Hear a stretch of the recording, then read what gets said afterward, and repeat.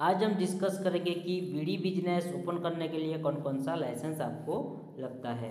ठीक है, फेज 1 पे है आपका उद्यम रजिस्ट्रेशन जेड सर्टिफिकेट, फेज 2 पे है आपका आईएसओ सर्टिफिकेट, ट्रेनिंग सर्टिफिकेट, ग्राम पंचायत एनओसी, फेज 3 पे है आपका labour licence, trade licence, GST registration, central excise and trademark registration. अभी मैं आपको 1 बाय 1 लाइसेंस ओपन करके दिखाऊंगा। पहला जो है उद्यम रजिस्ट्रेशन, ये एक सेंट्रल गवर्नमेंट का परमिशन वाला सर्टिफिकेट है और इसका वैलिडिटी लाइफ टाइम के लिए होता है। उसके बाद जेड सर्टिफिकेट, ये भी एक सेंट्रल गवर्नमेंट का परमिशन वाला सर्टिफिकेट है। ये waste management and environmental safety के लिए लगता है और इसका वैलिडिटी भी लाइफ टाइम के लिए होता है। उसके बाद आते हैं आईएसओ सर्टिफिकेट, इस तरह का होता है आईएसओ सर्टिफिकेट। ये जो आप बीड़ी बिजनेस ओपन करेंगे तो आप बेस्ट क्वालिटी का सर्विस दे रहे हैं बोल के ये आईएसओ सर्टिफिकेट आपको लगता है और इसका वैलिडिटी 3 साल के लिए फिक्स रहता है। उसके बाद ट्रेनिंग सर्टिफिकेट, आपको बीड़ी बिजनेस का प्रॉपर नॉलेज है बोलकर ये ट्रेनिंग सर्टिफिकेट आपको लगता है और इसका वैलिडिटी भी लाइफ टाइम के लिए होता है। उसके बाद आते हैं ग्राम पंचायत एनओसी, ये एक ग्राम पंचायत का नो ऑब्जेक्शन सर्टिफिकेट होता है और इसका वैलिडिटी 1 साल के लिए होता है।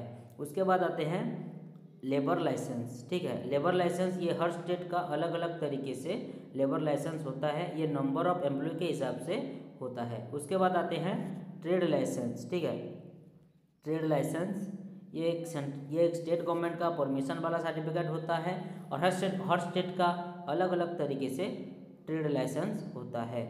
उसके बाद जीएसटी रजिस्ट्रेशन, इसका मतलब होता है गुड्स एंड सर्विस टैक्स। ये जो आप बीड़ी बिजनेस ओपन करेंगे तो इसके लिए आपको जो टैक्स प्रोवाइड करना होगा गवर्नमेंट को, उसको बोलेंगे हम जीएसटी रजिस्ट्रेशन और इसका per month and quarterly filing करना पड़ता है। उसके बाद आते हैं सेंट्रल एक्साइज लाइसेंस। ठीक है, ये एक सेंट्रल गवर्नमेंट का परमिशन वाला सर्टिफिकेट होता है। ओके, और इसका पर मंथ फाइलिंग करना पड़ता है। उसके बाद आते हैं ट्रेडमार्क, आपका ब्रांड का नाम और कोई कॉपी ना कर सके इसीलिए ट्रेडमार्क लगता है। ठीक है, और 6 महीने के बाद इनको आर मिलेगा। उसके बाद इसका वैलिडिटी 10 साल के लिए रहता है। उसके बाद आते हैं डॉक्यूमेंट्स, इसके लिए जो डॉक्यूमेंट्स लगेगा वो है बिजनेस ओनर की आधार कार्ड, पैन कार्ड, उनका एक पासपोर्ट साइज फ़ोटो, उनकी बिजनेस यूनिट का फोटो मतलब बिजनेस एरिया का photo and business address proof. अगर उनका खुद का प्रॉपर्टी पे बिजनेस है तो बिजली बिल या फिर प्रॉपर्टी टैक्स बिल लगेगा। अगर उनका रेंट का प्रॉपर्टी है तो रेंट एग्रीमेंट ही लगेगा और रेंट एग्रीमेंट के लिए 100 रुपीज़ का स्टाम्प पेपर लगता है।